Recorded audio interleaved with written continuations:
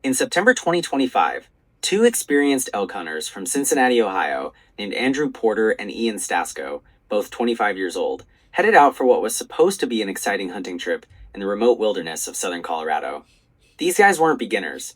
They loved the outdoors, had done hunts before, and knew how to handle themselves in nature. But what started as a routine adventure turned into a tragic and shocking story when they were killed by a sudden lightning strike during a storm. Let's break down exactly what happened step by step in simple terms. Elk hunting is when people go into wild areas to track and hunt elk, which are big deer-like animals with huge antlers that live in mountains and forests. It's popular in places like Colorado because the state has vast national forests full of wildlife. Andrew and Ian chose Conejos County, a rugged area in the Rio Grande National Forest. This spot is beautiful but isolated. Think tall pine trees, steep trails, rivers, and mountains that can feel like you're miles from anyone else. The trail they were on, called Rio de los Pinos, is known for its scenic views, but also for being tough to access, with no cell service in many parts. On September 11th, 2025, Andrew shared his location with his fiancée, Bridget Murphy, around 3 p.m. That was the last time anyone heard from them. They were packing in on foot or possibly with gear, heading deep into the wilderness to set up camp and start hunting. Everything seemed normal at that point, no signs of trouble. But the next day, September 12th, a storm rolled through the area.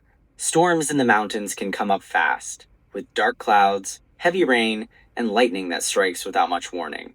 According to family and officials, that's when the tragedy hit. Andrew and Ian were likely caught in the open or seeking shelter under a tree when lightning struck them directly. When they didn't check in or return as planned, their families got worried and alerted authorities. A massive search effort kicked off in Conejos County.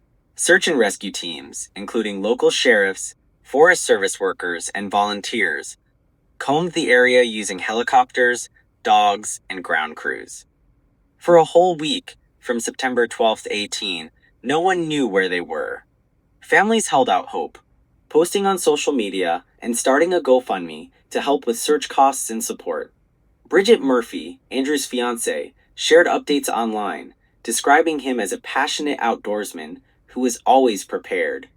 Finally, on Thursday, September 18th, 2025, around 11 a.m., searchers found their bodies on the Rio de los Pinos trailhead. They were together, with no signs of foul play like animal attacks or injuries from falling.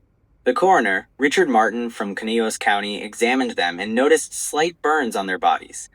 Just a few small marks, like what you'd get from touching a hot match for a second. There were only 2 or 3 such burns, nothing dramatic like in movies.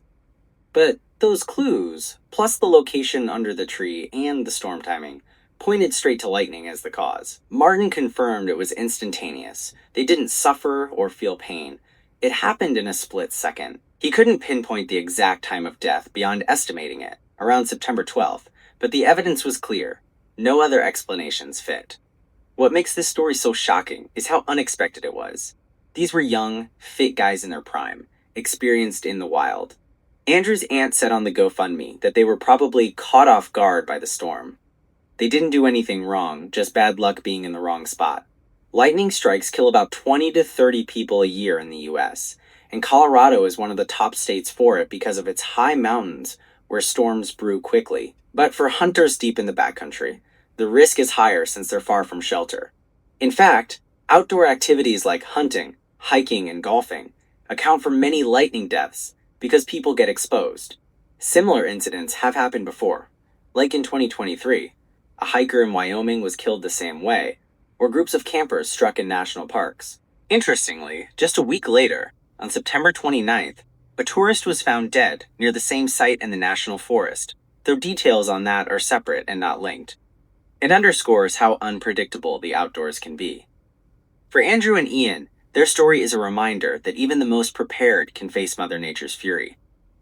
Diving deeper into lightning science, a bolt carries up to 1 billion volts of electricity.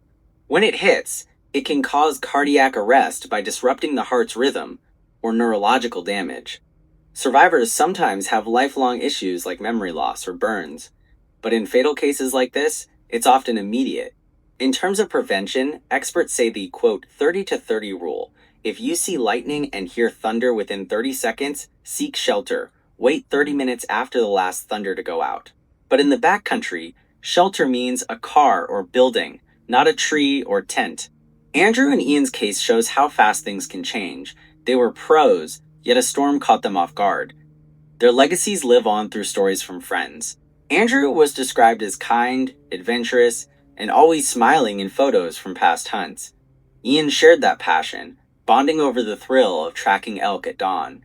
The hunting community mourned them, with forums and groups sharing safety posts in their honor. This event also ties into broader trends. With climate change, some areas see more intense storms, potentially increasing lightning risks. In 2025, Colorado had a wetter than usual September, fueling those pop-up thunderstorms.